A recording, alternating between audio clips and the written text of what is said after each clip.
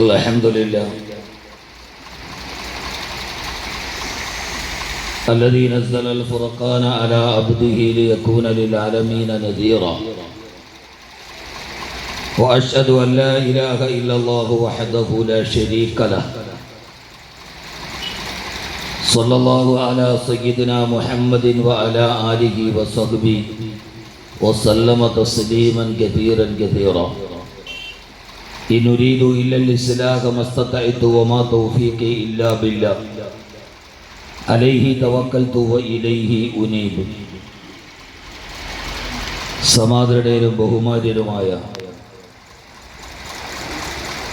യോഗാധ്യക്ഷൻ ബഹുമാന്യനായ പണ്ഡിത ശ്രേഷ്ഠർ PA സെയ്ദ് മുഹമ്മദ് ഉസ്താദ് കാരിക്കോട്, സ്വാഗത പ്രഭാഷണം നിർവഹിച്ച ബഹുമാന്യനായ KM മുഹമ്മദ് ജാബിർ മൗലവി ചേലക്കുളം, അനുഗ്രഹീതമായി സദസ്സിൻ്റെ സമുദ്ഘാടന കർമ്മം നിർവഹിച്ച ഏറെ ആദരണീയനും ബഹുമാന്യനുമായ പാണക്കാട് സയ്യിദ് അബ്ബാസ് അലി ശിഹാബ് തങ്ങൾ, ദക്ഷിണ കേരള ലജ്നത്തുൽ മുഅല്ലിമീൻ്റെ സംസ്ഥാന പ്രസിഡന്റ് ബഹുമാന്യനായ സയ്യിദ് മുത്തുക്കോയ തങ്ങൾ, ബഹുമാന്യനായ ദക്ഷിണ കേരള ജമിയത്തുൽ ഉലമയുടെ കർമ്മനിരതനായ ജനറൽ സെക്രട്ടറി ബഹുമാന്യനായ തുടിയൂർ ഉസ്താദ് അവറുകൾ, ഈ സദസ്സിൻ്റെ ആദരം ഏറ്റുവാങ്ങുന്ന ബഹുമാന്യരായ പണ്ഡിത വര്യർ ബഹുമാന്യനായ പൊന്നുരുന്ന് ഉസ്താദ്, എൻ്റെ ഈ സദസ്സിലിരിക്കുന്നവരെല്ലാം അവരെല്ലാവരും ഏറെ പണ്ഡിത ശ്രേഷ്ഠരും യഥാക്രമമോ കഥാക്രമമോ ഇല്ലാതെ പരാമർശിക്കപ്പെടേണ്ടവരുമായതുകൊണ്ട് സമയത്തിൻ്റെ പരിമിതി കൊണ്ട് ബഹുമാന്യരായ പ്രവാചക ദൗത്യം ഭൂമിയിൽ ഏറ്റെടുത്ത ബഹുമാന്യരായ എൻ്റെ പ്രിയപ്പെട്ട ഗുരുനാഥന്മാരെ എന്ന ഒറ്റ വാക്കിൽ ഞാൻ അവരെ അഭിസംബോധന ചെയ്യുകയാണ്.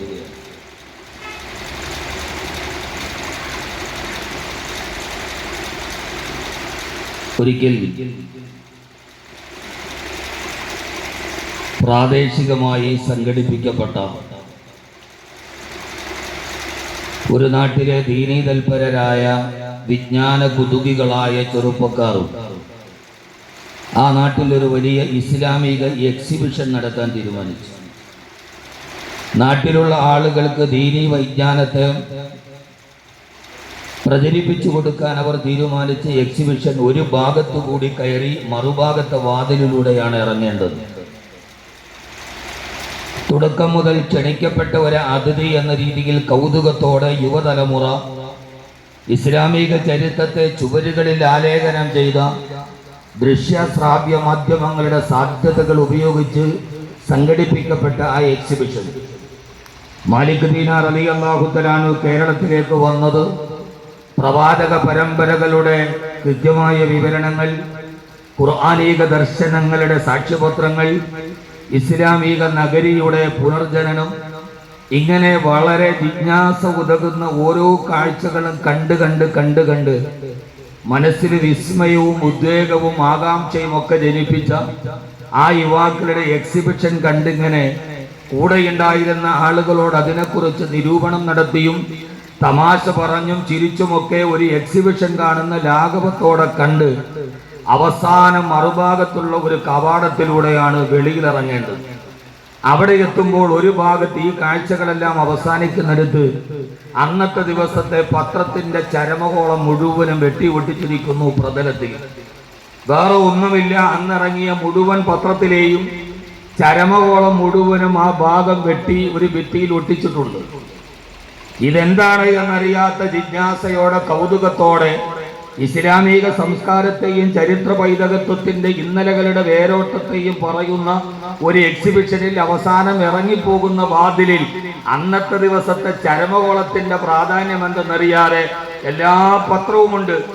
മാതൃഭൂമി, ദീപിക, മലയാളി രാവിലെ ചായയുടെ കൂടെ കടിയായിട്ട് ഉപയോഗിക്കുന്ന മലയാള മനോരമ, അങ്ങനെ സർവമാന പത്രങ്ങളുടെയും ചരമകോളം മാത്രം വെട്ടിയിട്ടുണ്ട്. ഇതെന്താണെന്നറിയാതെ ഓരോ വാർത്തയും ഇങ്ങനെ വായിച്ചു വരുമ്പോൾ വൃദ്ധന്മാർ, മധ്യവയസ്കന്മാർ, ചെറുപ്പക്കാരൊക്കെ മരിച്ചുപോയ വാർത്ത, അവരെനിക്ക് പരിചയമില്ലാത്തവരാണ്.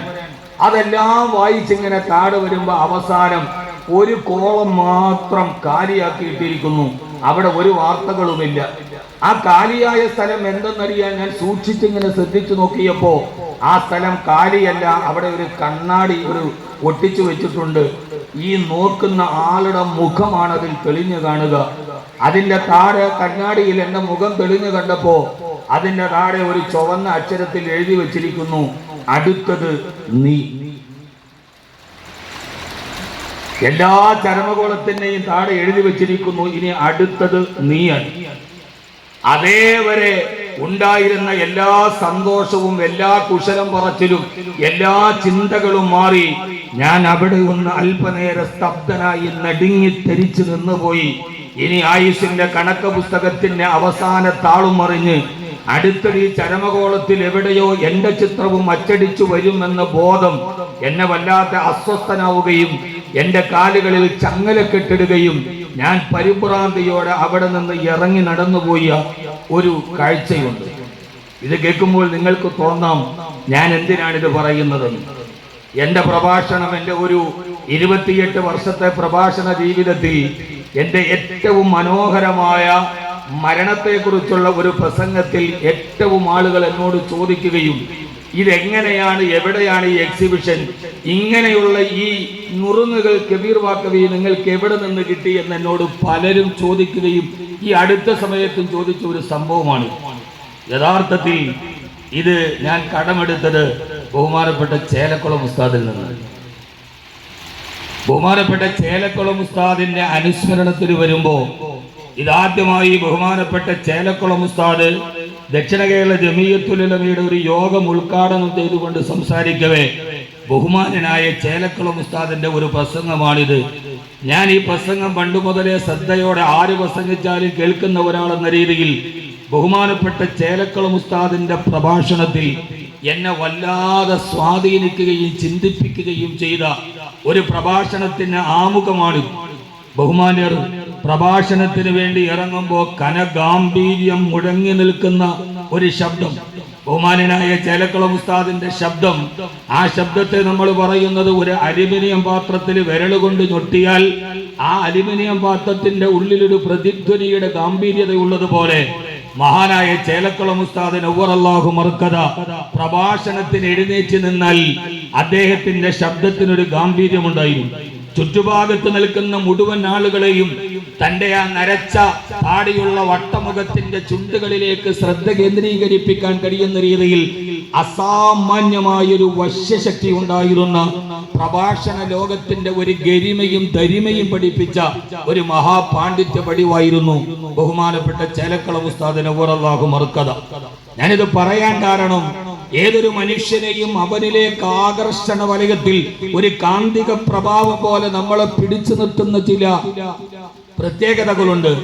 ആ പ്രത്യേകതകളിൽ കാലത്തിന്റെ അങ്ങേയറ്റത്തെ ഒരു തലമുറയായി നിലനിൽക്കുമ്പോഴും ചേലക്കുളം ഉസ്താദിന്റെ ഏറ്റവും പ്രധാനപ്പെട്ട പ്രത്യേകത ഈ കാലത്തിന്റെ അപ്ഡേറ്റുകളെയും ഈ കാലത്തിന്റെ കാലച്ചകൾക്കപ്പുറത്ത് തന്റെ വാക്കുകളെ സമൂഹത്തിലേക്ക് പ്രതിഫലിപ്പിക്കാൻ കഴിഞ്ഞ ഇന്നമിനൽ ബയാനില സിഹ്റ, ഈ പ്രഭാഷണത്തിൽ ഒരു മാസ്മരീകതയുടെ മന്ത്രധ്വനിയുണ്ട് എന്ന് പ്രവാചകൻ സല്ലല്ലാഹു അലൈഹി വസല്ലമ സാക്ഷ്യപ്പെടുത്തിയ ഒരു പ്രഭാഷണ കലയുടെ കുലപതിയായിരുന്നു ബഹുമാനപ്പെട്ട ചേലക്കുളം ഉസ്താദിന് ഉവ്വറല്ലാഹു മർക്കദ. ഉസ്താദ് എന്ന പ്രസംഗം തുടങ്ങുന്നത് തന്നെ അങ്ങനെയാണ്. ഏത് ഒരു വലിയ ജനസഞ്ചയത്തിന് അപശബ്ദങ്ങൾക്കിടയിലും മഹാനായ ചേലക്കുളം ഉസ്താദിന്റെ ചില വാക്കുകൾ നമ്മളെ വല്ലാതെ ചേർത്തു പിടിച്ച വാക്കുകളായിരുന്നു. മഹാനായ ചേലക്കുളം ഉസ്താദ് അത്രമേൽ വലിയ ഒരു പ്രഗത്ഭനായ അധ്യാപകൻ, ഖാളി, മുഫ്തി, നിമിഷകവി എന്ന് വേണ്ട ഒരു പുരുഷായുസ് കൊണ്ടൊരു മനുഷ്യന്റെ സാന്നിധ്യത്തെ അടയാളപ്പെടുത്താൻ കഴിയുന്ന ജീവിതത്തിന്റെയും പ്രകൃതി പ്രതിഭയുടെയും വിവിധ മേഖലകളെ മഹാനായ ചേലക്കുളം ഉസ്താദ് വല്ലാതെ സ്പർശിച്ചിരുന്നു എന്നത് അദ്ദേഹത്തിന്റെ ഒരു ജീവിത സുഹൃതം തന്നെയാണ്. നമ്മൾ പലപ്പോഴും പറയുന്നത് പോലെ നമ്മുടെയൊക്കെ ഏറ്റവും പ്രധാനപ്പെട്ട ഒരു പ്രശ്നം നമ്മൾ മരിച്ചതിന് ശേഷമേ പുകഴ്ത്തൂ എന്നത്. ജീവിച്ചിരിക്കുന്ന കാലത്ത് ഒരാളെ അംഗീകരിക്കാനും അദ്ദേഹത്തിന്റെ ആ സർഗാത്മകതകളെയും പ്രതിഭകളെയും അദ്ദേഹത്തിന്റെ കഴിവുകളെയും അംഗീകരിക്കാനുള്ള ഒരു മനസ്സ് പലപ്പോഴും നമ്മൾ മനസ്സുണ്ടാവാം, പക്ഷേ നമ്മുടെ കണ്ണുകൾ അത് കാണാതെ പോകുന്നു എന്നതാവാം അതിന്റെ ഒരു പരിമിതി എന്ന് ഞാൻ മനസ്സിലാക്കുകയാണ്. അവർ ജീവിച്ചിരിക്കുന്ന കാലത്ത്, അവർ നമ്മുടെ മുമ്പിൽ നിന്ന കാലത്ത്, അവർ നിഴലായി നമ്മുടെ മുമ്പിൽ നടന്ന കാലത്ത് നമ്മുടെ മനസ്സിൽ അവരെ കുറിച്ച് വലിപ്പം തോന്നുമ്പോ ആ വിരലുകളിൽ തൊട്ടൊന്ന് ചുണ്ടുകൾ ചേർത്ത് മുത്താൻ കഴിയുന്ന ഒരു കാലത്ത് നാം അവരുടെ നന്മകളെ, അവരുടെ പ്രതിഭകളെ, അവരുടെ കഴിവുകളെ നമുക്ക് ചിന്തിക്കാൻ കഴിയുന്നില്ല എന്നത്, അതിനെ കണ്ടെത്താൻ കഴിയുന്നില്ല എന്നത് നമ്മുടെ ഏറ്റവും വലിയ പോരായ്മയാണ്. എന്നാൽ ആ പോരായ്മ നമുക്കുണ്ടായിക്കൂടാ. കാരണം പള്ളി ദറസുകളിൽ നാം പഠിക്കുന്ന കാലം മുതലേ, ആ കാലം മുതലേ നമ്മളോട് പഠിപ്പിച്ചു തന്നത് മറ്റുള്ളവരുടെ ഒരു കഴിവുകളെ നമ്മുടെ കഴിവുകളോട് ചേർത്ത് വെച്ച് അംഗീകരിക്കാനാണ് മഹാനായ ഉസ്താദന്മാർ നമ്മളെ പഠിപ്പിച്ചു തന്നത്. ഇതെല്ലാം ചേലക്കുളം ഉസ്താദിന്റെ ശിഷ്യന്മാരാണ്. വെള്ള വസ്ത്രം ധരിച്ച പരന്നു കിടക്കുന്ന പരശതം പണ്ഡിതന്മാരുടെ മുമ്പിൽ പറയേണ്ടത് എന്തെന്നറിയാതെ പതറുകയാണ് ഞാൻ. യഥാർത്ഥത്തിൽ എന്നെ ഈ അനുസ്മരണ പ്രഭാഷണത്തിന് ക്ഷണിക്കപ്പെട്ടതിന്റെ സാങ്കത്യം എനിക്ക് മനസ്സിലാകുന്നില്ല. അറിവിന്റെ ബാലാരിട്ടത് തൊട്ടു തീണ്ടിയിട്ടില്ലാത്ത ഈ വിനീതനെ ഇത്രയും വലിയ എന്റെ സദസ്സിന്റെ എന്നെ മുമ്പിലിരുത്തി അതൊരു പ്രോട്ടോകോളിന്റെ ഭാഗമാണോ അല്ലെങ്കിൽ ഒരു പ്രഭാഷണ വേദിയുടെ നടപടിക്രമം എന്നതിനപ്പുറം എന്റെ പുറകിലിരിക്കുന്ന മുത്താലയിൽ തബഹുറുള്ള അറിവിന്റെ വലിയ അതിരുകളില്ലാത്ത ലോകത്തോട്ട് കടന്നുപോയ പണ്ഡിത മഹാമനീഷികളാണ് എന്റെ പുറകിലിരിക്കുന്നത്. അതുകൊണ്ട് തന്നെ ആ ഒരു ബഹുമാനപ്പെട്ട ചേലക്കുളം ഉസ്താദിന്റെ ശിഷ്യന്മാരാണിവർ. നമുക്കെല്ലാവർക്കും, നമ്മളെല്ലാവരും പഠിച്ച ഒരു പാഠമാണ് അൽഫിയ. അൽഫിയ ഒരാത്തൊരു മൊയ്ലിയാരില്ല. പാതി വഴിയിൽ നിർത്തിയിട്ട് പോകാമെന്ന് കരുതി പള്ളിയിലെ ഏതെങ്കിലും ഒരു മുഅദ്ദിനാകണമെന്ന് നിയ്യത്ത് ചെയ്തു വന്ന മുത്തല്ലിമ പോലും ഏറ്റവും അവസാനത്തെ ഒരു കിതാബായി കണങ്ങുന്ന ഒന്നാണ് അൽഫിയ.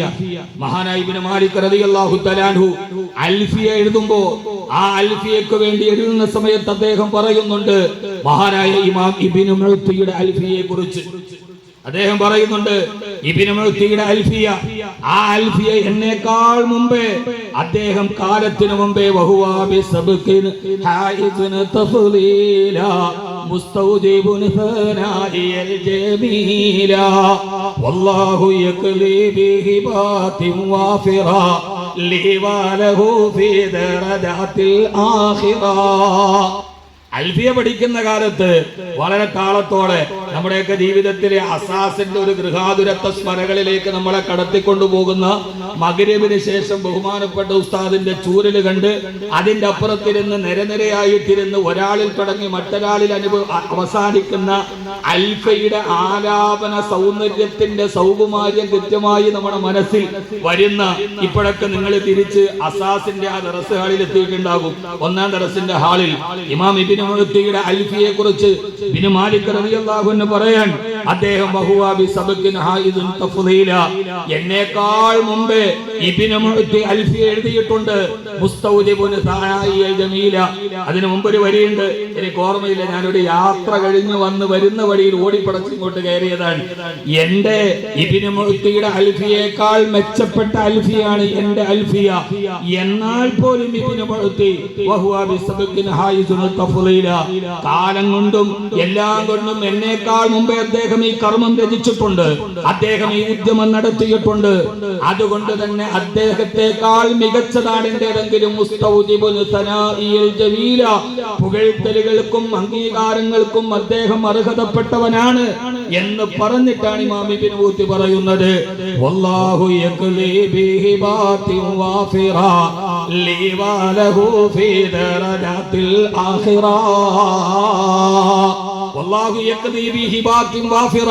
അവന്റെ അനാവൃതമായ അനുഗ്രഹത്തിന് അനുസ്യൂതമായ പ്രവാഹം എനിക്കും നമുക്കറിയാം. ഇമാം ഇബ്നു മുഅ്തിയാൻ തന്റെ കാലത്തിന് മുമ്പേ ഈ ഉദ്യമത്തെ രചിക്കുകയും തനിക്കതിന് വഴിവിളക്കാവുകയും തന്റെ കർമ്മത്തിന് പ്രേരകമാവുകയും ചെയ്ത ആ മഹാന്റെ അൽഫിയേക്കാൾ മുന്തിയതാണ് എന്റെതെങ്കിലും പരലോകത്തിന്റെ പദവിക്ക് അദ്ദേഹവും അർഹനാകട്ടെ എന്ന് ദുആ ചെയ്യുന്ന മഹാന്റെ ആ സമീപനം, അൽഫിയ പഠിക്കുന്ന ആളുകളാണ് നമ്മൾ. ആ അൽഫിയയിൽ ജീവിച്ചിരിക്കുന്ന കാലത്ത് ചെയ്യുന്ന കർമ്മങ്ങൾക്ക് മുമ്പേ വഴികാട്ടിയായവരെ അംഗീകരിക്കുകയും അവരെ ലോകത്തിന് മുമ്പിൽ തന്റെ സ്വന്തം ഗ്രന്ഥത്തിൽ അത് ചേർക്കുകയും ചെയ്തു എന്നതാണ്. ഇത് എന്റേത് മാത്രമല്ല, ഇത് ഞാൻ മാത്രമല്ല, ഇതിനേക്കാൾ മുമ്പേ എനിക്ക് വഴികാട്ടികളായി കടന്നുപോയവരുണ്ട് എന്ന് പറയുന്ന ഒരു വലിയ മനോഭാവത്തെയാണ് ഈ മുദരിസമാർ നമ്മളെ പഠിപ്പിച്ചത്. നമ്മൾ മനസ്സിലാക്കേണ്ട വളരെ പ്രധാനപ്പെട്ട ഒരു കാര്യം, നമ്മൾ നിസ്സാരരല്ല. ലോകത്തിൽ പരസ്പരം അറിയാനും അർഹിക്കുന്ന അംഗീകാരം കൊടുക്കണമെന്ന് ഈ അൽഫിയ നമ്മെ പഠിപ്പിക്കുന്നുണ്ട്. അൽഫിയ എന്നത് വെറും ഒരു വ്യാകരണ ശാസ്ത്രമല്ല. നമുക്കൊക്കെ ഒരു അപകർഷതാബോധമുണ്ട്. എപ്പോഴും നമ്മൾ പഠിക്കുന്നത് സമൂഹത്തിന്റെ മുഖ്യധാരയിൽ നിന്നും പൊതുബോധത്തിൽ നിന്നും മാറി നിൽക്കുന്ന ഒന്നാണ്. നമ്മൾ ഈ പഠിക്കുന്നതൊക്കെ പഴഞ്ചൻ കിതാബാണ് എന്ന് ഇപ്പോഴും നമ്മൾ ഓർക്കാറുണ്ട്. ലോകത്തിലെ ഏറ്റവും വലിയ സാഹോദര്യത്തെ കുറിച്ച് വാചാലരാകുന്നത് ഈ ഇരിക്കുന്ന മുദരിസീങ്ങളാണ്. ഇവരൊക്കെ എത്രയോ മനോഹരമായി ദറസുകൾ എടുക്കുന്നവരാണ്. നമ്മുടെ ഈ കലാപത്തിന്റെ കാലത്ത്, കാലുഷ്യത്തിന്റെ കാലത്ത്, നമ്മുടെ ഇടയിൽ പരസ്പരം അകന്നു പോകുന്ന കാലത്ത് നമ്മുടെ മുമ്പിലിരിക്കുന്ന മുത്തല്ലിമീങ്ങളോട് ചേർന്ന് നിൽക്കാൻ പഠിപ്പിക്കുന്ന ഒന്ന് നമ്മൾ പഠിച്ചതാണ്. ഈ പള്ളിയുടെ ദറസുകളിൽ ചേലക്കളം ഉസ്താദിനെ പോലെയുള്ള പ്രതിഭാധനരായ മുദരിസുമാർ നമ്മളെ പഠിപ്പിച്ച സാഹോദര്യത്തെ പോലെ ലോകത്തൊരു ഗുരുനാഥനും പഠിപ്പിച്ചിട്ടില്ല.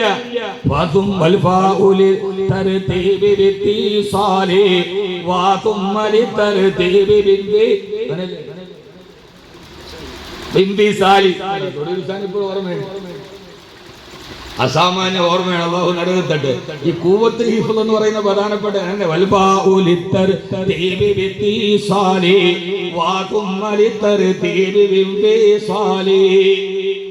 അത്തഫിന്റെ ഹർഫ് പഠിക്കാറാണ്. എന്താ അത്തഫിന്റെ ഹർഫ്? നമ്മുടെ മുദരിസമാര് നമ്മളെ പഠിക്കുക. ചേലക്കൽ ഉസ്താദ് പഠിപ്പിച്ചത് എന്താണ്? ഈ പഴഞ്ചൻ ഗ്രന്ഥങ്ങളുടെ പുനർവാനയെ പുതിയ കാലത്തോട്ട് മനസ്സിലാക്കാത്തവരല്ലവർ. അവര് പഠിപ്പിച്ചത് ഈ ലോകത്തിന് ഇന്ന് ആവശ്യമുള്ളത് ഒത്തൊരുമയുടെ പാഠം ആദ്യം പഠിച്ചത് പള്ളി ദറസിലെ പുൽപ്പായിൽ ഇരുന്നിട്ടാണ്. അത്തുഫിന്റെ ഹർഫ് എന്തിനാണ്? അത്തുഫ് സയ്യിദിനെയും അമ്രിനെയും ചേർത്ത് വെക്കാൻ.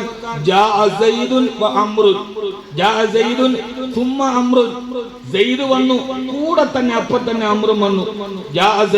സെയ്ദ് വന്നു, പിന്നെ അമ്രു വന്നു. രണ്ടുപേർ വന്നതിന്റെ കാലക്രമത്തെ സൂചിപ്പിച്ച് സെയ്ദും അമ്രും ഒന്നിച്ചാണ് വന്നതെന്ന് രണ്ട് വ്യക്തികളെ പരസ്പരം ചേർത്ത് നിർത്താൻ പറ്റുന്ന ഹർഫിനാണ് അത്തുഫിന്റെ ഹർഫ് എന്ന് പറഞ്ഞത്. ഈ രണ്ട് റോഡിലൂടെ സഞ്ചരിക്കുന്ന ആളുകളെ, രണ്ട് നാടുകളിലൂടെ സഞ്ചരിക്കുന്ന ആളുകളെ, രണ്ട് വീക്ഷണങ്ങളിലൂടെ സഞ്ചരിക്കുന്ന ആളുകളെ, അത് സെയ്ദാകട്ടെ അമ്രാകട്ടെ, അവരെ ചേർത്ത് നിർത്താനാണ് അത്തുഫിന്റെ ഹർഫ്. ഖലീൽ ജിബ്രാന്റെ വളരെ മനോഹരമായ ഒരു കാലിഗ്രഫി ഉണ്ട്. ഒന്നാമത്തെ കാലിഗ്രഫി ഒരു പശുവും ഒരു കുഞ്ഞും റെയിൽവേ ട്രാക്കിലൂടെ നടക്കുന്നു. അതിന്റെ പുറകെ ഒരു ട്രെയിൻ പാഞ്ഞു വരുന്നു. രണ്ടാമത്തെ കാരിക്കേച്ചർ, ആ ട്രെയിൻ പാഞ്ഞുപോയി, തള്ളപ്പശുവും ആ കുഞ്ഞും ചതഞ്ഞരഞ്ഞു, ട്രെയിൻ കടന്നുപോയി. രണ്ട് കാരിക്കേച്ചർ, വളരെ വാചാലമാണത്. എന്നിട്ട് അതിന്റെ താഴെ ഖലീൽ ജിബ്രാൻ എഴുതുന്നുണ്ട്, ഈ തള്ളപ്പശു ഒരു ചുവടങ്ങ് മാറ്റിവെച്ച് നടന്നിരുന്നെങ്കിൽ ആ തള്ളപ്പശുവിന്റെ രക്ഷപ്പെടുമായിരുന്നു, ഈ കുഞ്ഞും രക്ഷപ്പെടുമായിരുന്നു. നടന്ന വഴിയിൽ നിന്ന് ഒരു ചുവട് വെളിയിലോട്ട് വെച്ചിരുന്നെങ്കിൽ അമ്മയും കുഞ്ഞും രക്ഷപ്പെടുമായിരുന്നു. അങ്ങനെ ഒരു ചുവട് മാറ്റിച്ചവിട്ടിയാൽ ഒന്നിച്ച് രക്ഷപ്പെടാൻ കഴിയുന്ന വിധം ഒരു പാദമകലെ വ്യത്യസ്തമായ ചേരികളിൽ സഞ്ചരിച്ചു പോകുന്നവരെ ചേർത്ത് പിടിക്കണമെന്ന് പഠിപ്പിക്കാനാണ് അത്തഫിന്റെ ഹർഫ്. എന്ന് പറഞ്ഞ് ചേർത്ത് പഠിപ്പിക്കാൻ പഠിപ്പിക്കുന്ന ഈ പാഠങ്ങളെ നമ്മൾ പഠിക്കുന്നതിനെ ഇങ്ങനെയൊക്കെ ഒന്ന് പുനരാഖ്യാനം ചെയ്താൽ, ഇതിപ്പോ ബുഖാരിയിലും തിർമിദിയിലും ഉണ്ടോ എന്ന് ചോദിക്കരുത്. ഈ പാവപ്പെട്ടവന്റെ വികലമായ തര ചിന്തകളാണ്. സകലമാണോ, വികലമാണോ, വിഫലമാണോ, വിസ്തൃതമാണോ, ഇതൊന്നും എനിക്കറിയില്ല. ഇതിപ്പോ പിന്നെ നിനക്ക് പറയാൻ എവിടെ നിന്ന് ധൈര്യം കിട്ടിയിടാ കബീർ എന്ന് ചോദിച്ചാൽ, എന്നേക്കാൾ അറിവുള്ളവരുടെ മുമ്പിൽ പറഞ്ഞാലല്ലേ തിരുത്തിത്തരൂ എന്ന ബോധ്യത്തിലാണ്, തിരുത്തപ്പെടൂ എന്ന ബോധ്യത്തിലാണ്. തിരുത്തണമല്ലോ. അതിനാണ് ഞാൻ ഇത് മുഴുവനും നിങ്ങളോട് പറയുന്നത്. 45 മിനിറ്റാണ് എനിക്ക് അനുവദിച്ചിട്ടുള്ളത്. അതിന്റെ ഉള്ളിൽ ഇൻഷാ അല്ലാഹ് ഖൈറുൽ കലാമി മാക്കല്ലാവതല്ല, അരോധകമാകും വിധം സുദീർഘമാവാത്ത അർത്ഥദ്യോതകവും ആശയ സമ്പുഷ്ടവും അർത്ഥവൈപുല്യമുള്ള പ്രഭാഷണമാണ് അത്യുത്തമം എന്നാണ് ആപ്തവാക്യം. അതുകൊണ്ട് തന്നെ ബഹുമാന്യരായ ഈ ഉസ്താദന്മാര് നമ്മളെ പഠിപ്പിച്ചത് ഈ ചേർത്ത് നിൽപ്പിന്റെ പാഠങ്ങളാണ്. അള്ളാഹു നമ്മളെ സ്വീകരിക്കുമാറാകട്ടെ. അള്ളാഹു നമ്മളെ അനുഗ്രഹിക്കും. അനുഗ്രഹിക്കുമാറാകട്ടെ. എന്റെ പ്രിയപ്പെട്ട സഹോദരങ്ങളോട്, എന്റെ പ്രിയപ്പെട്ട മുത്തഅല്ലിമീങ്ങളോട്, പ്രിയപ്പെട്ട പണ്ഡിത ശ്രേഷ്ഠരോട്, നമ്മളാരും ഈ ലോകത്തിലെ ഏറ്റവും വലിയ സാഹിത്യം പഠിപ്പിച്ചത് അൽഫയിലാണ്. നമ്മൾ അൽഫയിൽ പഠിക്കുമ്പോ നമ്മളൊരു വലിയ കവിയാകുകയായിരുന്നു. ഞാനൊന്ന് നിങ്ങളോട് ചോദിക്കട്ടെ, വളരെ ലളിതമായി, നമ്മളിൽ ആരെങ്കിലും ഒരാൾ 10 കൽപ്പനക്രിയകളെ ചേർത്ത് വെച്ചിട്ട് 2 വരി കവിതയുണ്ടാക്കാൻ കഴിഞ്ഞാൽ കുഞ്ചൻ നമ്പ്യാർക്ക് കഴിയോ? തുഞ്ചത്തെഴുത്തച്ഛന് കഴിയോ? നിങ്ങളൊന്ന് ആലോചിച്ച് നോക്കി. 10 കൽപ്പനക്രിയകൾ 2 വരിയിൽ. നീ ഇരിക്ക്, നീ നടക്ക്, നീ ചേർന്ന് നിൽക്ക്, നീ അങ്ങോട്ട് പോ, നീ ഇങ്ങോട്ട് വാ, നീ ഇവിടെ ഇരിക്ക്, നീ അവിടെ പോ. ഈ 10 കൽപ്പനക്രിയകൾ വെച്ചിട്ട് 2 വരി കവിതയുണ്ടാക്കാൻ ഒരു കവിയോട് പറഞ്ഞാൽ ഏതെങ്കിലും ഒരു മലയാള ഭാഷയുടെ കവിക്ക് പറ്റുമോ? തുഞ്ചത്തെഴുത്തച്ഛന്, കുഞ്ചൻ നമ്പ്യാർക്ക്, കുഞ്ചൻ നമ്പ്യാർ നിമിഷ കവിയാണ്. കുഞ്ചൻ നമ്പ്യാർ പാടത്തോടി നടന്നു പോകുമ്പോ ജന്മിയുടെ കുട്ടി അതിലേ വന്നു. മാറി നടക്കാത്തതുകൊണ്ട് മാറി നടക്കടാന്ന് പറഞ്ഞു കുഞ്ചൻ നമ്പ്യാരോട്. കുഞ്ചൻ നമ്പ്യാർ മനസ്സിൽ വെച്ച് ജന്മിയുടെ പുത്രി എടാന്ന് വിളിച്ചപ്പോ തിരിച്ചു വിളിക്കാൻ കാരണമെന്ന് അടിച്ചമർത്തലത്തിന്റെയും അധകൃതന്റെയും കാലമായതുകൊണ്ട് മനസ്സിൽ ഇങ്ങനെ പക സൂക്ഷിച്ചു വെച്ചു. ജന്മിയുടെ കുട്ടിക്ക് വയറുവേദനയായി. അവള് വന്നിട്ട് കുഞ്ചൻ നമ്പ്യാരോട് ചോദിച്ചു, എന്തെങ്കിലും ഒരു മരുന്ന് പറഞ്ഞു തരുമോ? അന്ന് കുഞ്ചൻ നമ്പ്യാർ അപ്പപ്പാടിയൊരു നിമിഷ കവിയുണ്ട്. അമ്മിക്കുരുന്നടി അലവിൽ പിടിയടി എന്ന് പറഞ്ഞ് 12 പ്രാവശ്യം തിരിച്ചെടിയെന്ന് വിളിച്ചു. നിന്റെ മരുന്ന്, എനിക്ക് പാട്ടോർമ്മയില്ല. അമ്മിക്കുരുന്ന്, അരക്കണ അമ്മിയുടെ കുരുന്ന്, പിന്നെ അലകിന്റെ പിടി, അതെടുത്തിട്ട് അരച്ച് കടിച്ചാൽ മതി എന്ന് കുഞ്ചൻ നമ്പ്യാര് തിരിച്ച് 12 പ്രാവശ്യം തിരിച്ചെടിയെന്ന് വിളിച്ചു. അതാണ് നിമിഷ കവി. ഈ വലിയ കുഞ്ചൻ നമ്പ്യാരോട് പോലും 10 കൽപ്പനക്രിയകളെ ചേർത്ത് വെച്ച് 2 വരി കവിതയുണ്ടാക്കാൻ പറഞ്ഞ സാധ്യാവൂ? നീ ഇരിക്ക്, നീ നടക്ക്, നീ പോ, നീ വാ. അമ്ര ഉപയോഗിച്ച് യഥാർത്ഥത്തിൽ ഏറ്റവും മനോഹരമായ ആ കവിത പഠിച്ചവര് നമ്മളാണ്. 10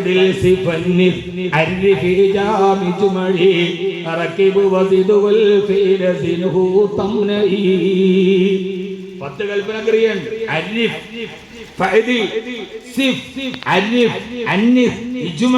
നീ മുഅന്നസാക്ക്, നീ ജമ്മാക്ക്, മൈരിഫയാക്ക്. ഇത്ര മനോഹരമായി അറബി ഭാഷ എന്ന മനോഹരത്തിന്റെ സൗകുമാര്യത്തെ ഇത്രമേൽ ചേർത്ത് വെച്ച ഒരു കവിയാരാവുള്ളത്? നമ്മൾ ഈ പഠിക്കുന്നതൊക്കെ സാഹിത്യമാണ്.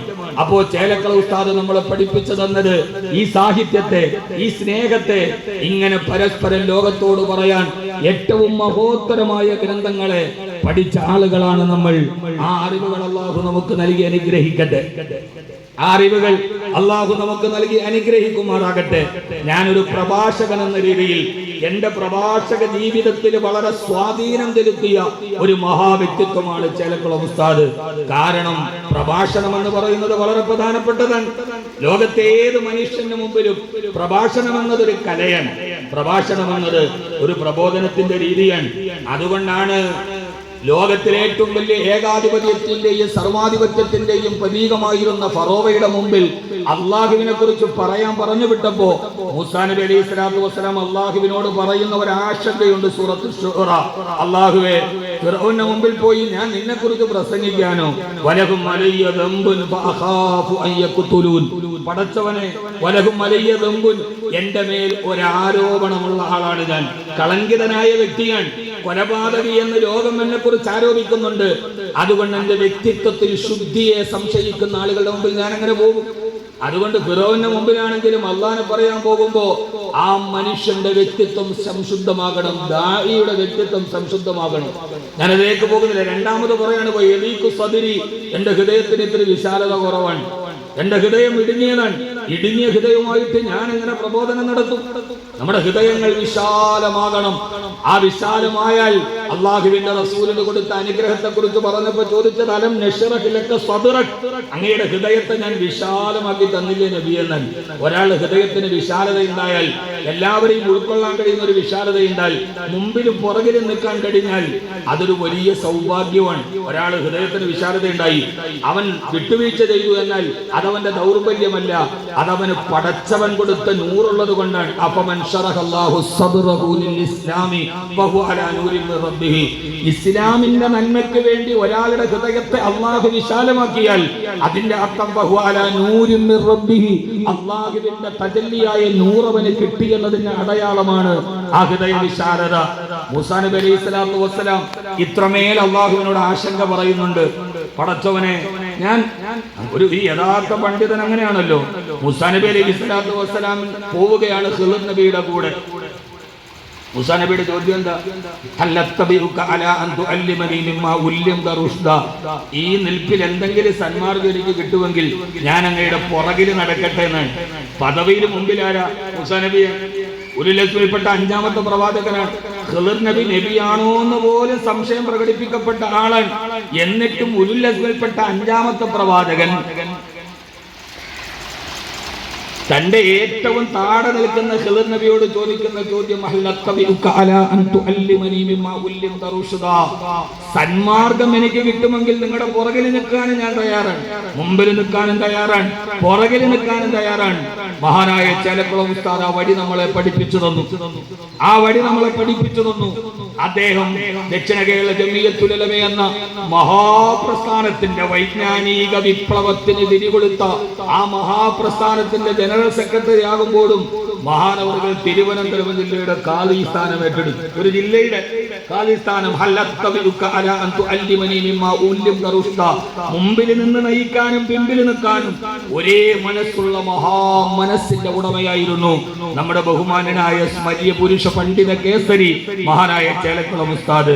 മൂന്നാമത് മൂസാ നബി അലൈഹി സ്വലാത്തു വസ്സലാം പറയുന്നു, അല്ലാഹുവേ, അല്ലാഹു നമുക്ക് ആ ഹൃദയത്തിന്റെ വിശാലത നൽകി അനുഗ്രഹിക്കട്ടെ.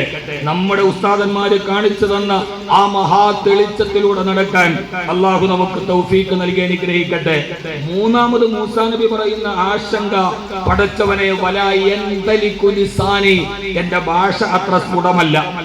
വലാ യന്തലികു ലിസാനി വലഹും അലയ്യ ദംബുൻ ഫഅഖാഫു യഖ്തുലൂൻ വയലീഖു സദ്രി വലാ യന്തലികു ലിസാനി, എന്റെ ഭാഷ അത്രമേൽ മനോഹരമല്ല. അതുകൊണ്ട് ഫഅർസിൽ ഇലാ ഹാറൂൻ, എന്റെ കൂടെ ഒരു അസിസ്റ്റന്റ് ഇമാമായിട്ട് ഹാറൂൻ നബിയെ കൂടെ വിടണം. അതെന്തിനാണ് മൂസ? ഹുവ അഫ്സഹു മിന്നി ലിസാന, സൂറത്തു ത്വാഹ. എന്റെ അനുജനായ ഹാറൂൻ നബി എന്നേക്കാൾ ഈ ഭാഷയിൽ സ്ഫടിക സമാന സ്ഫുടതയുള്ള ആളാണ് എന്റെ അനുജനായ ഹാറൂൻ നബി അലൈഹി സ്വലാത്തു വസ്സലാം. അതുകൊണ്ട് എന്റെ കൂടെ ഒരു അസിസ്റ്റന്റ് ഇമാമിനെ കൂടി വേണം.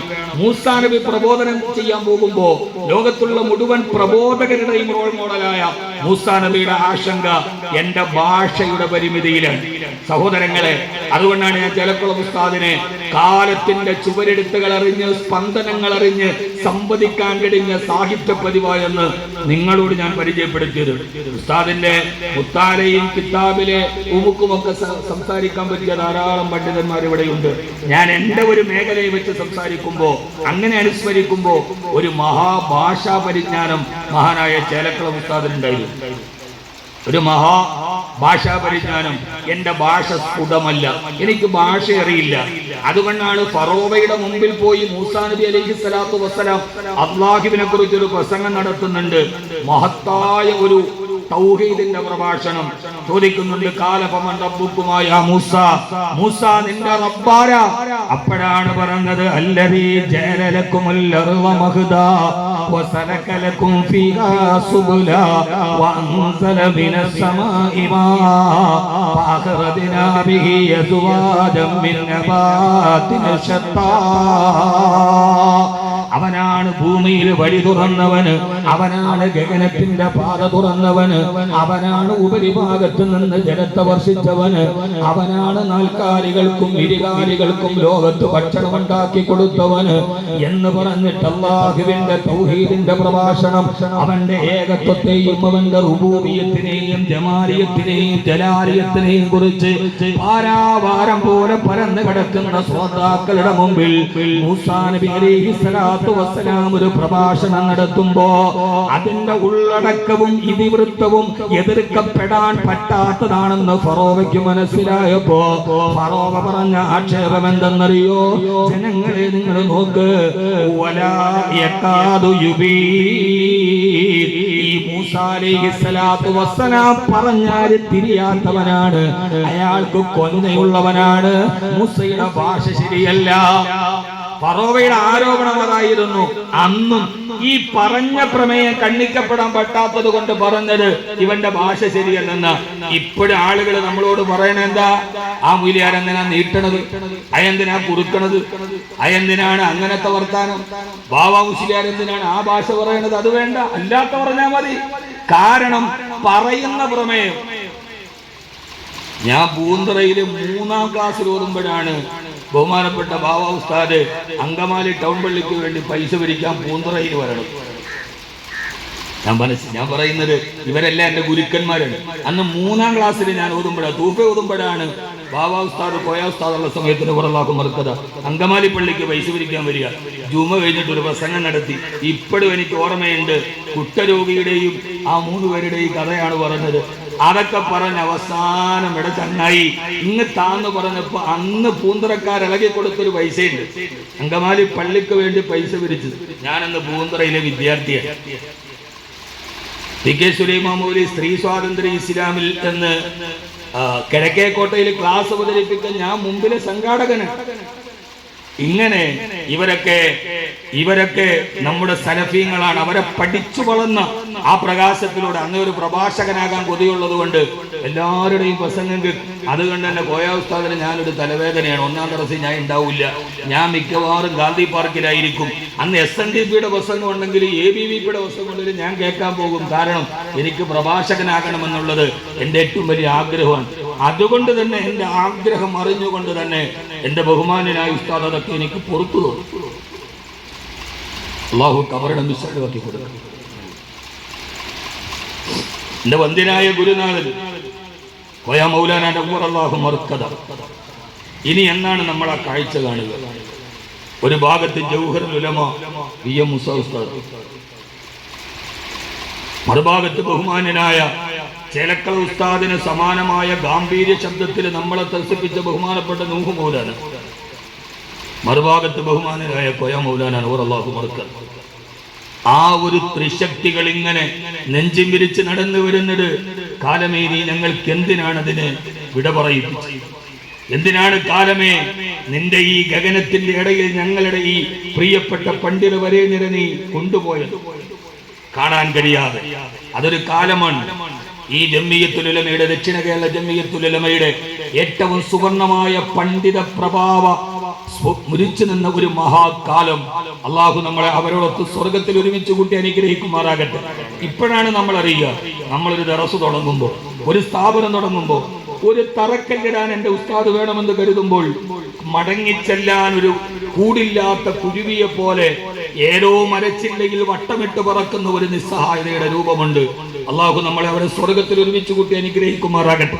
എൻ്റെ പ്രിയപ്പെട്ട സഹോദരങ്ങളെ, നമ്മുടെ ഇതിവൃത്തങ്ങളെ തകർക്കാനോ എതിർക്കാനോ കഴിയില്ലെന്ന് ഉറപ്പാകുമ്പോ ഉലമാക്കൾക്കെതിരെ വരുന്ന ഏറ്റവും വലിയ കൂരമാണ് വലായുക്കാദി യുബീൻ. പുതിയ കാലത്തോട് സംവദിക്കാൻ ഇവൻ അറിയില്ല, ഇവന്റെ ഭാഷ പഴമയാണ്.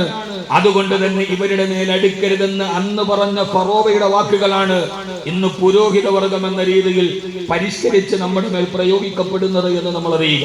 ആ ഭാഷയുടെ സൗകുമാര്യം, ആ സൗകുമാര്യം നമുക്കുണ്ടാവാൻ കഴിയണം. അള്ളാഹു തൗഫീഖ് നൽകി അനുഗ്രഹിക്കട്ടെ എന്ന ദുആയോടെ പുതിയ പ്രബോധന കാലത്ത് നമുക്ക് ലോകത്തോട് പറയാൻ ഈ ഭാഷ ഒരു തടസ്സമാവരുത്. ചേലക്കൽ ഉസ്താദിനെ തടസ്സമായി എന്തോ ഒരു സാഹിത്യമായിരുന്നു, അത് അറബിയിലും മലയാളത്തിലും. ഒരു ദിവസം തട്ടത്ത് മലയിൽ ഇരിക്കുമ്പോൾ ഞങ്ങൾ എന്തോ ഒരു കാര്യം പറഞ്ഞപ്പോ ഞാൻ ഉസ്താദ് എന്താ എന്റെ അഭിപ്രായം? അബൂ ഉസ്താദ് എന്നോട് പറഞ്ഞു, അൽ-ഇൻസാനു അബീദുൽ ഇഹ്സാൻ. ഒറ്റ വാക്കിൽ ജാമിഉം മാനിഉമാണ്, തീർന്നു. പിന്നെ അതിനെക്കുറിച്ച് ചർച്ച ചെയ്യണ്ട. ഏത് കാര്യം ചോദിച്ചാലും ആ മഹാജ്ഞാനിയുടെ അടുക്കൽ ഒരു ഉത്തരമുണ്ടായിരുന്നു. നമുക്കും അതിന് ഉത്തരമുണ്ടാവണം.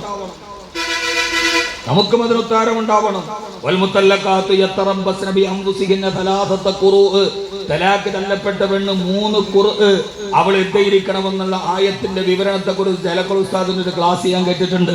മഹാനവറുകൾ എന്ന് പറയുന്നത് വർഷങ്ങൾ കുറെ പോയി.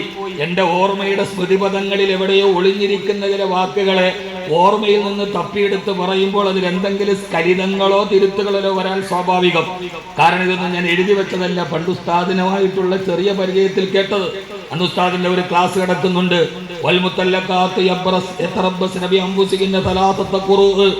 ആ ഖുർആന് ഹനഫി മദ്ഹബിൽ ഹൈലാണ്, ഷാഫി മദ്ഹബിൽ തുഹറാണ്.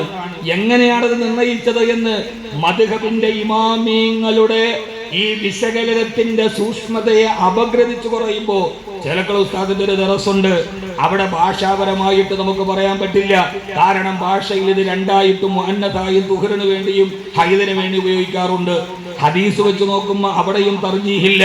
ഹദീസ് വെച്ച് നോക്കുമ്പോൾ നബി സല്ലല്ലാഹു അലൈഹി വസല്ലം പ്രയോഗിക്കുന്ന ഒരു പ്രയോഗമുണ്ട്, ദഈ അയ്യാമ അഖറാഇകി എന്ന് നബി സല്ലല്ലാഹു അലൈഹി വസല്ലം അവിടെ ഈ ഹദീസിൽ വിവിധ മാനയിൽ ഉപയോഗിച്ചിട്ടുണ്ട്. പിന്നെ എങ്ങനെയാണ് ഇതിനെ തുഹറാണ് എന്ന് ഇമാമുന ശാഫി റളിയല്ലാഹു തആല അൻഹു നേർപ്പെടുത്തിയത്? തർജീഹില്ലാതെ എന്തെങ്കിലും നോക്കിയിട്ട് പറയലല്ലോ. എന്നിട്ട് മഹാനവറുകൾ പാടുന്നുണ്ട്, എങ്ങനെയാണ്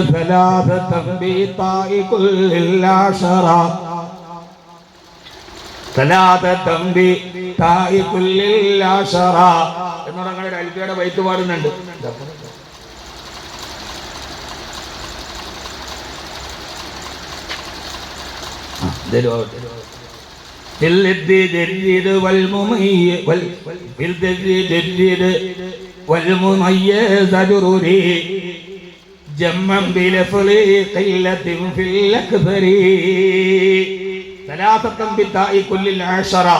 അവിടെ സലാസത്ത് താവ് വന്നതുകൊണ്ട് ഖുർആനിനെ അതിനോടാണ് ചേർക്കുന്നത് എന്ന് പറഞ്ഞ് ലഫ്ളിലും മഅനയിലും ആ അർത്ഥം വരുന്നത് കൊണ്ടാണ് ഞാൻ ഇതിനെ തർജീഹ് ചെയ്തത് എന്ന് ഇമാമുന ശാഫി റളിയല്ലാഹു തആല അൻഹുവിന്റെ ആ ഫത്വയെ മഹാനായ ചേലക്കുളം ഉസ്താദ് അന്ന് അൽഫിയ ഇല്ലെങ്കിലും അൽഫിയെ പാടി മഹാനവറുകൾ നമുക്ക് പറഞ്ഞു തരുന്ന ഒന്നുണ്ട്.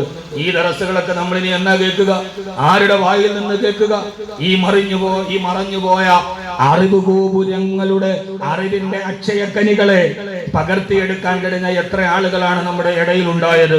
ഇവരൊക്കെ നമ്മുടെ ജീവിതത്തിന്റെ തീരാ നഷ്ടമാണ്. അതുകൊണ്ട് ഞാൻ പറഞ്ഞതുപോലെ ബഹുമാനപ്പെട്ട ചേലക്കുളം ഉസ്താദിന്റെ ഭാഷാ ശുദ്ധി, പ്രഭാഷണത്തിന്റെ ഗരിമ, അവതരണത്തിന്റെ മികവ്, ഇത് നമ്മൾ എന്റെ പ്രിയപ്പെട്ട ഉസ്താദിന്റെ ശിഷ്യന്മാര് പ്രയോജനപ്പെടുത്തണം. കാലം അങ്ങനെയാണ്.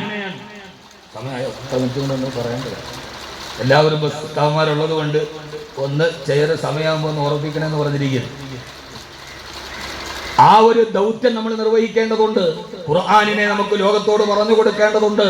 അത് വളരെ മനോഹരമായി പറയാൻ, ഖുർആനിനെ അവതരിപ്പിക്കാൻ, പുതിയ കാലത്തോട് ഭാഷയെ ഇമാം ഇബ്നു മാലിക്കിയും ഇബ്നു മുദ്രിയും ഒക്കെ അൽഫി ഉണ്ടാക്കി. നമ്മളോ വരാനിരിക്കുന്ന കാലത്തിന് വേണ്ടി നമ്മൾ രചിച്ച ഗ്രന്ഥങ്ങൾ എത്ര, നമ്മൾ വെച്ചിരിക്കുന്ന നമ്മുടെ ശബ്ദങ്ങൾ എത്ര.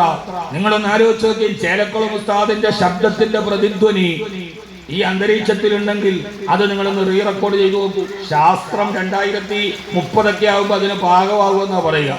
ഒരാൾ മരിച്ചാലും അയാളുടെ ശബ്ദമേ പോകൂ, ശബ്ദത്തിന്റെ പ്രതിധ്വനി അന്തരീക്ഷത്തിൽ ഉണ്ടെന്നാണ്. വേണമെങ്കിൽ ഒരു ഉപകരണം വെച്ചാൽ കബീർ വാക്കവി മരിച്ചു പോയാലും ഞാൻ മരിച്ചതിന് ശേഷം ചേലക്കുളത്തെ ഈ പ്രസംഗം ഈ അന്തരീക്ഷത്തിൽ അതിന്റെ പ്രതിധ്വനി ഉണ്ടാകുമെന്നാണ്. അത് പുതിയ കണ്ടുപിടുത്തൊന്നുമല്ല, പണ്ട് കാലത്തെ അങ്ങനെയുണ്ട്. നമ്മൾ അൽഫിയിൽ ഒരു ഷായിർ ബൈത്ത് എടുത്തിട്ടില്ല, ലൈലാ മജ്നൂന്റെ കഥയിൽ വലൗ തൽതഖി അസ്ദാഉനാ ബഅദ മൗതിനാ വമിൻ ദൂനി റംസൈനാ മിനൽ അർളി സബ്സബു ലല്ലല്ലാ സദാ സൗതി വഇൻ കുന്തുരിമ്മതൻ സൗതി സദാ ലൈലാ യഹുഷു വയത്രബു. ഞാൻ മരിച്ചു കഴിഞ്ഞിട്ട്, എന്റെ ലൈല മരിച്ചിട്ട് ആ ലൈലയുടെ ഖബറിന്റെ ചുവട്ടിൽ പോയി ഞാൻ ലൈലയോട് സലാം പറഞ്ഞാൽ വലൗ തൽതഖി അസ്ദാഉനാ ബഅദ മൗതിനാ, ഞങ്ങളുടെ ജനനമൃതികളുടെ ഇടയിൽ ഇത്രമേൽ വിദൂരമുണ്ടെങ്കിലും ലല്ലാ സദാ സൗതി, ഞാൻ മരിച്ചിട്ടാണ് ലൈല എന്നോട് സലാം പറയുന്നതെങ്കിൽ ലല്ലാ സദാ സൗതി, എന്റെ ശബ്ദത്തിന്റെ പ്രതിധ്വനി വഇൻകുന്തുരിമ്മതൻ, ഞാൻ മണ്ണോട് ചേർത്താലും സൗതി സദാ ലൈലാ യഹുഷു വയത്രബു, എന്റെയും ലൈലയിലെയും ശബ്ദത്തിന്റെ പ്രതിധ്വനി തമ്മിൽ അവിടെ ഒരു പ്രണയമുണ്ടാകുമെന്ന് പ്രണയത്തിന്റെ മേൽ ഭ്രാന്തനായ മജ്നൂൻ പാടുന്ന ഒരു പാട്ടുണ്ട്. അന്ന് മുതലേ ലല്ലാ സദാ സൗതി, ശബ്ദത്തിന്റെ പ്രതിധ്വനി അന്തരീക്ഷത്തിൽ നിലനിൽക്കുമെന്നൊരു കാഴ്ചപ്പാട് നൂറ്റാണ്ടുകൾക്ക് മുമ്പേ നിലവിലുണ്ട്. ഇവിടെയും അങ്ങനെ ഒരു ശബ്ദത്തിന്റെ പ്രതിധ്വനി ഉണ്ടെങ്കിൽ ചേലക്കുളം ഉസ്താദിന്റെ ആ വാക്കുകൾ നമ്മൾ ഒന്നുകൂടി ശിഷ്യന്മാർ റീ റെക്കോർഡ് ചെയ്താൽ സാധ്യതകൾ അങ്ങനെ ആവും. ഇനിയും എല്ലാം കണ്ടുപിടിക്കപ്പെടും. ആ കാലത്ത് നിങ്ങൾ അദ്ദേഹത്തിന്റെ വാക്കുകൾക്ക് കാതോർത്ത് നിന്നാൽ വർഷങ്ങൾക്ക് മുമ്പ് ഇത്രമേൽ മനോഹരമായി ഈ മനുഷ്യൻ എങ്ങനെയാണ് ലോകത്തോട് സംവദിച്ചത് എന്നത് നമ്മൾ അത്ഭുതപ്പെടുത്തും. ഒരു ശ്രോതാവ് എന്ന രീതിയിൽ ഞാൻ ഓർമ്മിപ്പിക്കുകയാണ്. അവരതൊക്കെ സംഭാവനകൾ നടത്തി കഴിഞ്ഞുപോയി. നമ്മുടെ കയ്യിൽ എന്തുണ്ട്? നമ്മൾ ഉസ്താദിന്റെ ശിഷ്യന്മാരാണ്. എൻ്റെ പ്രിയപ്പെട്ട ശിഷ്യന്മാരോട് ഞാൻ ചോദിക്കുകയാണ്, ഞാൻ ഒരു വിരളെ നിങ്ങളുടെ നേരെയുള്ളൂ, 4 വിരൽ എൻ്റെ നേരെയാണ്. സ്വയം കുറ്റപ്പെടുത്തിയിട്ട് നിനക്കതിന് കഴിഞ്ഞില്ലല്ലോടാ എന്ന് ആലസ്യത്തിന്റെയും ഈ പ്രഭാഷണത്തിന്റെ ഇടയിൽ കിട്ടുന്ന ആനന്ദലഹരിയിൽ ആലസ്യത്തിലോട്ട് മയങ്ങി വീഴുന്ന എന്നോട് നിനക്കതിനെ കഴിഞ്ഞില്ലല്ലോ എന്ന് പരിതപിച്ചിട്ട് മുദരിസ്യങ്ങളായ നിങ്ങളോട് ചോദിക്കുകയാണ്, എൻ്റെ ഗുരുനാഥൻ എനിക്ക് സമ്മാനിച്ച അറിവിൻ്റെ വായ്മൊഴികളിൽ ഞാൻ ഈ സമൂഹത്തിന് പകർത്തി കൊടുത്തത് എന്താണ്? എല്ലാവരും കടന്നുപോയി ഖുർആനിനെ പഠിക്കാൻ. ഫോർ എക്സാമ്പിൾ ഞാൻ പറയാൻ, ഈ ഖുർആൻ പഠിക്കാൻ ഈ മുസ്ലിയാക്കന്മാര് സമ്മതിക്കുന്നില്ലെന്നാണ്. ഈ ലോകത്തോട് ഖുർആനെ കുറിച്ച് പറയാൻ നമുക്കെന്ത് പറയും? ശുജായി മൊയ്തു മുസ്ലിയാരുടെ ഒരു കവിത, ഒരു വലിയ മാലയുണ്ട്, സഫലമാല. വീട്ടിലെ സഫലമാല, സഫലമാല അത് തുറക്കണത് ഇങ്ങനെയാണ് തുറക്കുക. നമ്മൾ സാധാരണ ഇങ്ങനെയല്ലേ തുറക്കുക? സഫലമാല ഇങ്ങനെ മേപ്പോട്ടാണ് തുറക്കുക. ഞാനത് അന്വേഷിച്ചിടന്ന് അവസാനം ഒരു വാതിൽ വന്ന് പല്ലാരിമംഗലത്തെ ഒരു പള്ളിയിലെ പഴയ ഒരു മുക്രിക്കാക്ക എനിക്ക് ആ സഫലമാല കൊണ്ടുവന്നു. അതിന് ശുജായി ചോദിക്കുന്ന ഒരു മാലയും മൗലൂദും ഒക്കെ വിമർശനമാകുമ്പോൾ എന്താണ് സഫലമാല ചോദിക്കുകയാണ്. പൊട്ടാ നീ മുന്തുള്ളി പിഞ്ചോരക്കട്ട, പിന്നീന്ന് കാട്ടം ചുമന്നോരു കൊട്ട, റൂഹൊന്നു വിട്ടാൽ ചത്ത ചകമല്ലേ പൊട്ട, പറവിൻ്റുടൽക്കെന്ത് ബഹുമാനം പൊട്ട. എടാ പൊട്ട എന്ന് വിളിച്ചിട്ട് ശുജായി നമ്മോട് ചോദിക്കാൻ, പൊട്ടാന്നല്ല, അവിടുത്തെ പായ്ക്ക് പകരം ഫായാണ്, പൊട്ടാന്നാണ്, പൊട്ടാന്ന് സംബോധനയില്ല. ഇപ്പോഴും അങ്ങനെ ചില ആളുകളുണ്ട്. ലക്ഷദ്വീപിലൊക്കെ പോയ ബാബാസാൻ അവിടുത്തെ ആളുകൾ ഫായ പറയും, ഫാ പറയില്ല. ഞാൻ ഒരിക്കൽ അകത്തിനൊക്കെ ഒരു കുട്ടി സ്കൂൾ വിട്ട് വന്നു. ഞാൻ വെച്ചു, മോനെ എവിടെ പോയി? ഈ സ്കൂളിൽ പോയി. കസരട്ടെ പറയും. ഒരു പാത്രമുണ്ട്. ഞാൻ വെച്ചു, മോനെ ഇതിൻ്റെ ഉള്ളിൽ എന്താ? അവൻ പറഞ്ഞു, ഫയറും കുരു പുളുങ്ങിയത്. ഫയർ പുളുങ്ങിയതെന്ന് അവർ പറയും, പാ പറയില്ല. അവരുടെ സംസാര ഭാഷ അങ്ങനെയാണ്. അപ്പൊ ശുജായി മൊയ്തു മുസ്ലിയാർ സഫലമാല അവതരിപ്പിക്കാൻ എന്നിട്ട് ചോദിക്കുന്ന ഒരു ചോദ്യമുണ്ട്. പൊട്ടാണി മുന്തുള്ളി പിഞ്ചോരക്കട്ട, പിന്നീന്ത് കാട്ടം ചുമന്ന ഒരു കൊട്ട, ഇതെവിടുന്നാണ്? ഈ ഖുർആനിന്റെ ആശയത്തെ കവിതയായപ്പോൾ മനോഹരമായി. എന്നിട്ട് ചോദിക്കുകയാണ്, പകൽ കണ്ണടച്ചാൽ ഇരുളാമോ പൊട്ട, പന്തം തെളിച്ചാൽ ഫജ്റാമോ പൊട്ട, നട്ടാൽ പുൽ നെല്ല് വിളയുമോ പൊട്ട, നാരായം വിട്ടാസു ചുറ്റുമോ പൊട്ട. പകൽ കണ്ണടച്ചാൽ ഇരുളാമോ പൊട്ട. എടാ പൊട്ട, പകല് കണ്ണടച്ചാൽ ഇരുട്ട് വരൂ, പന്തം തെളിച്ചാൽ ഫജ്റാമോ പൊട്ട. രാത്രിയില് ഒരു പന്തം തെളിച്ചാല് ഫജ്ർ വരൂ. എന്താ ഇത്?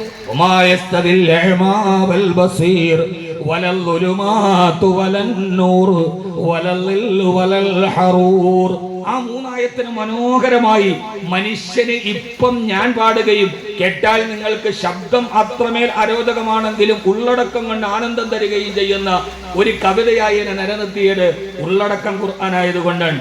പിന്നെ ഒരു ചോദ്യമുണ്ട്, വല്ലാത്ത ചോദ്യമാണ്. നട്ടാൽ നെൽ പുല്ല് വിളയുമോ പൊട്ട. എടാ ഇവിടെ വയലില് പുല്ല് കൊണ്ടുപോയിട്ടിട്ട് ഒരു വർഷം കഴിഞ്ഞ് നെല്ല് വരണമെന്ന് പറഞ്ഞാൽ നെല്ല് വരുമോ? പുല്ലിട്ടിട്ട് കൊയ്യാൻ നേരത്ത് നെല്ല് വരുമോ? ഇല്ല. നെല്ല് തന്നെ നടണം.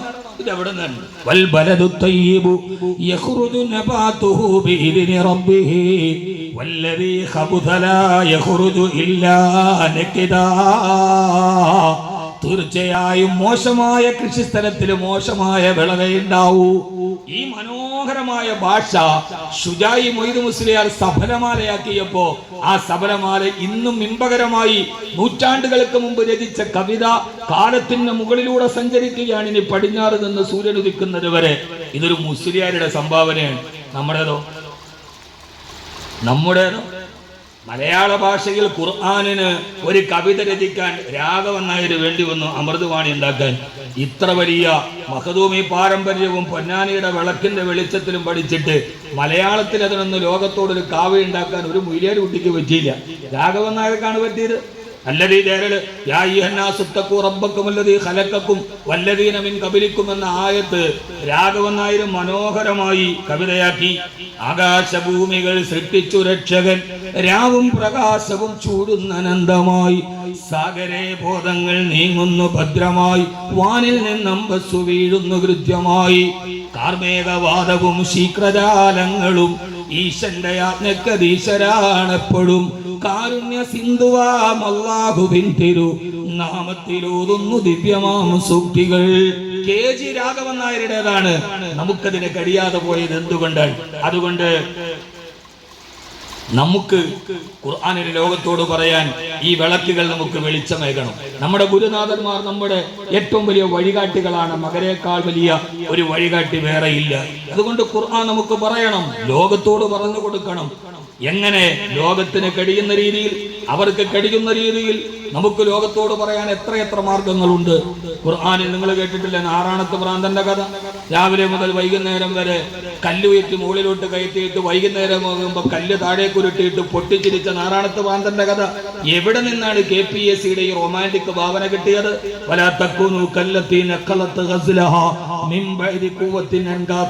നൂറ്റാണ്ടുകൾക്ക് മുമ്പ് രാവിലെ മുതൽ വൈകുന്നേരം വരെ നൂല് ചുറ്റിയിട്ട് വൈകുന്നേരം തിരിച്ചു കറക്കുന്ന പെണ്ണിനെ പോലെ നിങ്ങൾ ആവരുത് എന്ന് പറഞ്ഞ ഖുർആന്റെ ഒരു ഉപദേശം നാറാണത്ത് ഭ്രാന്തന് മുമ്പേ അവതരിപ്പിക്കേണ്ടത് നമ്മളല്ലേ? നാറാണത്ത് ഭ്രാന്തൻ അതിന്റെ ഒരു പുനഃസൃഷ്ടിയല്ലേ? വലാ തകൂനു കല്ലത്തി നഖലത്ത് ഗസ്ലഹ, ജഹറാനയിലെ പെണ്ണിനെ കുറിച്ച് പറയുന്ന കഥ. എത്രമേൽ മനോഹരമായിട്ടാണ് ഈ ഖുർആൻ നമ്മളോട് സഞ്ചരിക്കുന്നത്. എൻ്റെ പ്രിയപ്പെട്ട സഹോദരങ്ങളെ, നമ്മളൊക്കെ കൗതുകത്തോടെ നമ്മുടെ കുട്ടികൾ സീരിയലിന് അടിമയാന്ന് പറയും. പണ്ട് ഞാനൊക്കെ 10ാം ക്ലാസ്സിൽ പഠിക്കുന്ന സമയത്ത് മഹാഭാരതം ഉണ്ടായിരുന്നു. ഈ കൗരവരുടെ കോട്ടയിലേക്ക് പാണ്ഡവർ പോകുമ്പോൾ സ്ഫടിക സമാനമായ ഒരു കൊട്ടാരത്തിലേക്ക് പോകവേ സ്ഫടികത്തിന്റെ താഴെ അരുവി ഒടുകുമ്പോൾ വന്ന കൗരവർ ഇത് താഴെ അരുവിയാന്ന് കരുതി ഈ അവരുടെ ഉത്തരീയം ഇങ്ങനെ പൊക്കുന്നുണ്ട്. മുണ്ടെന്ന് പറഞ്ഞാൽ അവരുടെ ഭാഷയിൽ പറയണ അങ്ങനെയാണ്. അപ്പൊ അപ്പുറത്ത് നിന്ന് കൃഷ്ണൻ പറയും, മുണ്ട് പൊക്കണ്ട, അതിന്റെ മുകളിൽ ഗ്ലാസ് ആണ്, താഴെയാണ് അരുവി എന്ന്. ഈ ചിന്തകളൊക്കെ നിങ്ങളൊന്ന് കൂട്ടിയിണക്കിയിട്ട് നിങ്ങൾ നോക്കി.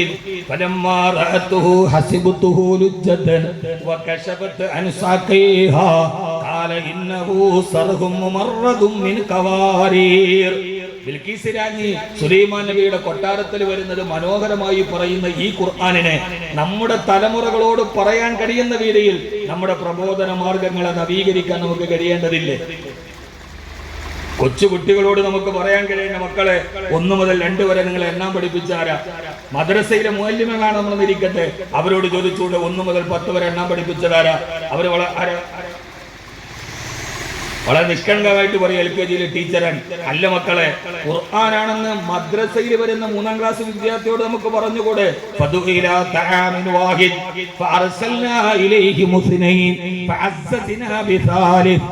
فخذ أربعة من الطير واحد اثنين ثلاثة أربعة سيقولون خمسة. سورة الأعراف 5 الذي خلق السماوات والأرض وما بينهما في 6 أيام.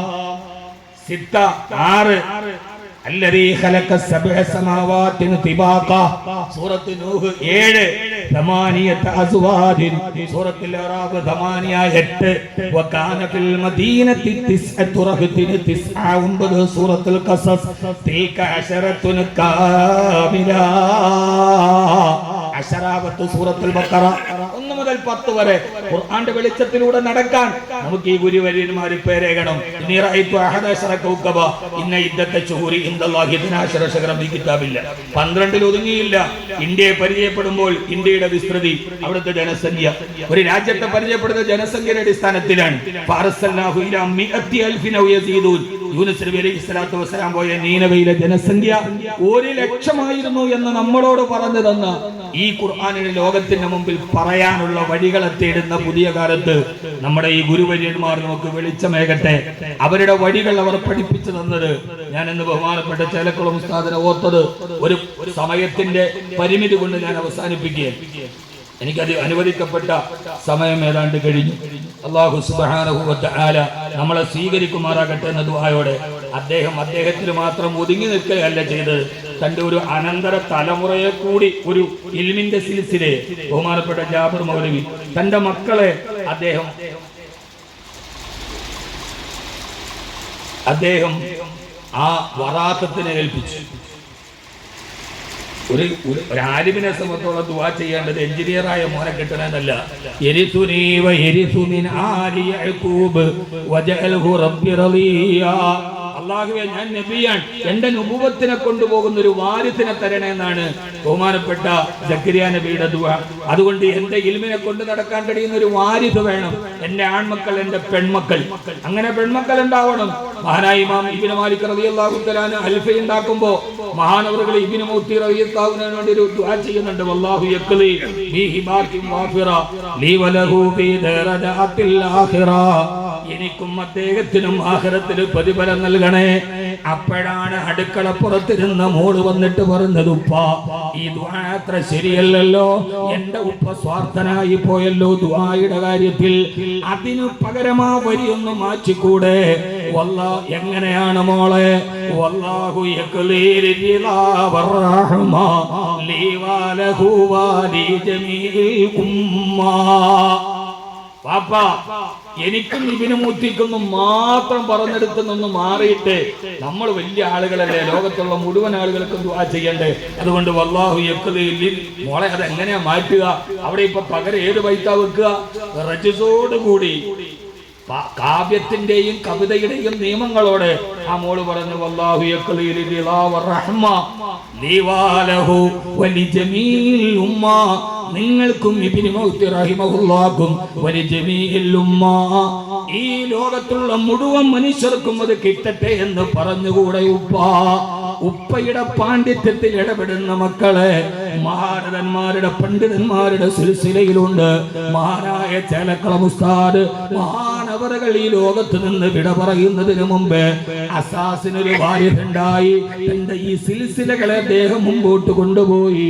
അല്ലാഹു നമുക്കെല്ലാം തൗഫീഖ് നൽകട്ടെ എന്ന ദുആയോടെ വലികുല്ലി സായിനായ ആദരവായ റസൂലുള്ളാഹി സ്വല്ലല്ലാഹു അലൈഹി വസല്ലം പറയുകയാണ്, വലികുല്ലി സായിനായ പരിശ്രമിക്കുന്ന ഒരു കാര്യത്തിൽ പരിശ്രമിക്കുന്ന ഏത് മനുഷ്യനും ഒരു അവസാനമുണ്ടാകും.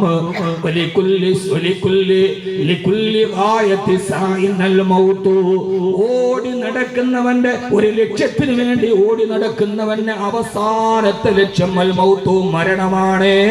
ആ മരണം ചിലപ്പോൾ ആ മരണം നമ്മളെ കാത്തുവരുമ്പോ, ടെറസിലിരിക്കുമ്പോ, തദ്രീസ് നടത്തുമ്പോ, സംഘടനാ പ്രവർത്തനം നടത്തുമ്പോ, സഹോദരങ്ങളെ ലോകത്തിന് വേണ്ടി സമർപ്പിക്കുമ്പോ, ബഹുമാന്യനായ പാലക്കാട് സയ്യിദ് അബ്ബാസ് അലി ശിഹാബ് തങ്ങൾ തുടങ്ങുമ്പോഴേ പറഞ്ഞ ബാക്കവി ഞാൻ ഉടനെ പോകും.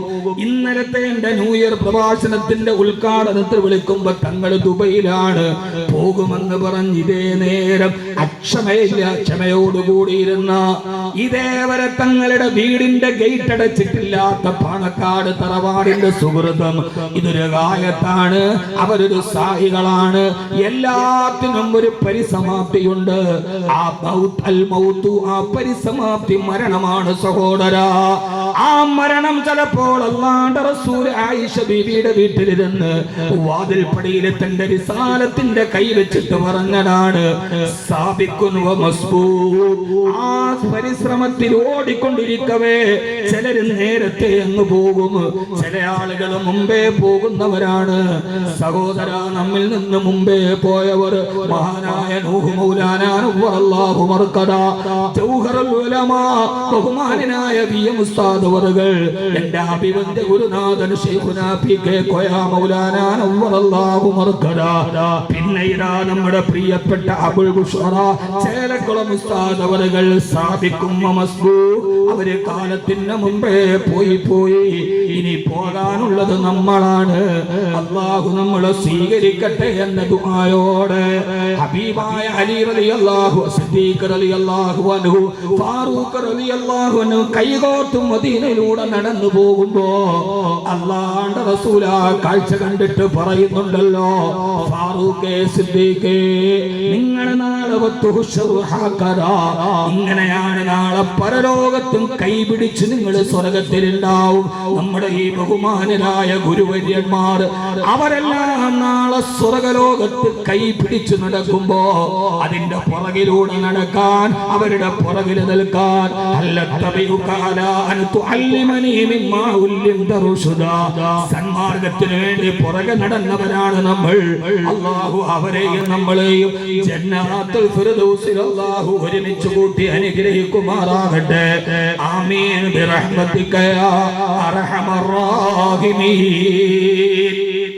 അല്ലാഹു അനുഗ്രഹിക്കട്ടെ എന്ന ദുആയോടുകൂടി ഈ അനുസ്മരണത്തിന് വേണ്ടി എന്നെ ക്ഷണിക്കുകയും അതോടൊപ്പം തന്നെ ബഹുമാനപ്പെട്ട ചെലക്കുളം ഉസ്താദിന്റെ പേരിൽ ഒരു ജ്ഞാനശ്രേഷ്ഠ പുരസ്കാരം ബഹുമാന്യനായ പൊന്നുരുന്നി ഉസ്താദിന് ഇവിടെ കൊടുത്ത് അത് നിർവഹിക്കുകയും ചെയ്യുന്ന ഒരു വലിയ ശ്രേഷ്ഠകർമ്മവും കൂടിയുണ്ട്.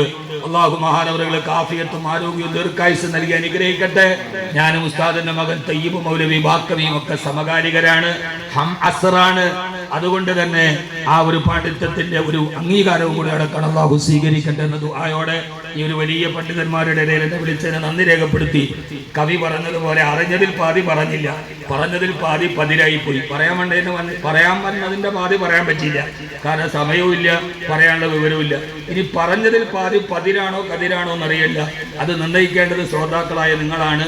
ദുആയിൽ മറക്കരുത്. ഇഖ്വാനി വ ഖുല്ലാനി ലാ തൻസൂരി മിൻ സാലിഹി ദുആയിക്കും മഅ തഹിയ്യത്തി വസ്സലാം അഖൂക്കും ബിൽ ഇസ്ലാം. ഇവിടെ ഇരുന്ന എല്ലാ ഉസ്താദന്മാരും പ്രസംഗം അധിക പ്രസംഗമായിട്ടെങ്കിൽ ക്ഷമിക്കണം, ദുആ ചെയ്യണമെന്ന് ഓർമ്മിപ്പിച്ച് അസ്സലാമു അലൈക്കും വറഹ്മത്തുള്ളാഹി.